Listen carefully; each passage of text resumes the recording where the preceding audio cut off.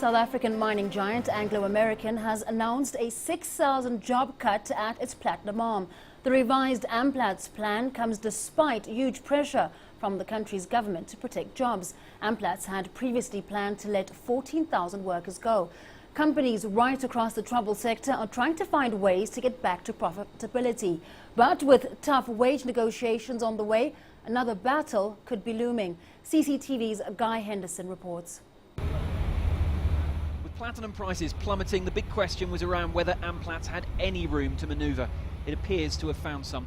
In January, plans for 14,000 job cuts was met with fury by government. That's now been reduced to 6,000. Any loss of jobs in South Africa is clearly a big issue. So government's focus on doing absolutely everything it can to minimise the impacted labour is absolutely understandable.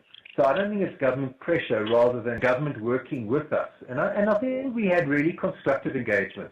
The basic plan is to join existing mines together and then try and redeploy a few thousand staff instead of firing them. But more than 1% of South Africa's entire mining workforce will still have to go.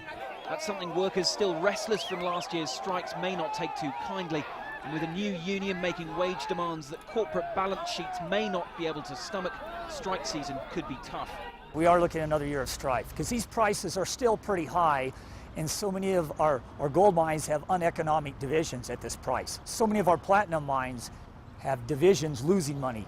So if they are losing money at what I think are fairly high prices, if the prices come lower, they're going to lose more money, they're going to have more cuts.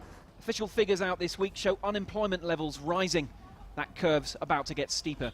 Now, Amplats can, to some extent, control the amount of platinum going onto the market, and that can then prop up prices. But it certainly can't do that forever. And as for other companies with similarly battered balance sheets, well, they simply don't have enough share of the market to do that kind of thing.